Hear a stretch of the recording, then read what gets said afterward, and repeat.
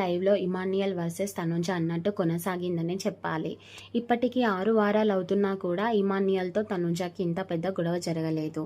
అసలు వీళ్ళిద్దరి మధ్య అంత పెద్ద గొడవ ఎందుకు జరిగిందో ఈ వీడియోలో చూసేద్దాం. ఇక 7వ వారం నామినేషన్లో చాలా హీటెడ్ ఆర్గ్యుమెంట్స్తో జరిగిన సంగతి తెలిసిందే.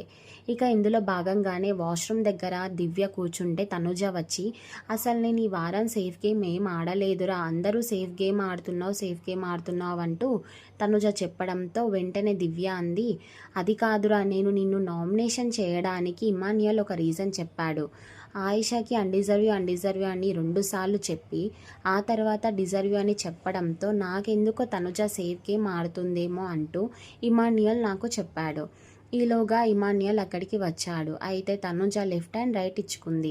నువ్వు ఆయిషాకి నేను డిజర్వ్ అని చెప్తే నీకేమైంది ప్రాబ్లం అంటే, అదే ప్రాబ్లం తనుజ, నువ్వు చాలా సేఫ్ గేమ్ ఆడుతున్నావు.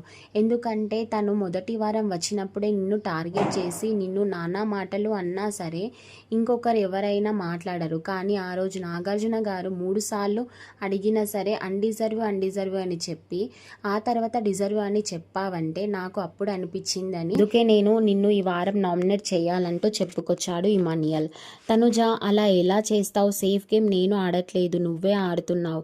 ఎవరితో ఎలా ఉంటే బెనిఫిట్ అని ఆలోచించుకొని గేమ్ ఆడుతున్నావు. నేను అలా ఆడను. ఈసారి నా జోలికి వస్తే ఊరుకునేదే లేదు అని తనుజ అంటే, ఇమాన్యుయల్ నువ్వు కూడా నా జోలికి వస్తే ఊరుకునేదే లేదు అంటూ ఇమాన్యుయల్ అంటున్నాడు. ఏది ఏమైనప్పటికీ చాలా ఆచితూచి ఆడుతున్నాడనే చెప్పాలి ఇమాన్యుయల్. మరి ఈ విషయంలో తనుజ వర్షన్ కరెక్టా లేదా ఇమాన్యుయల్ వర్షన్ కరెక్టా అనేది కామెంట్ చేయండి.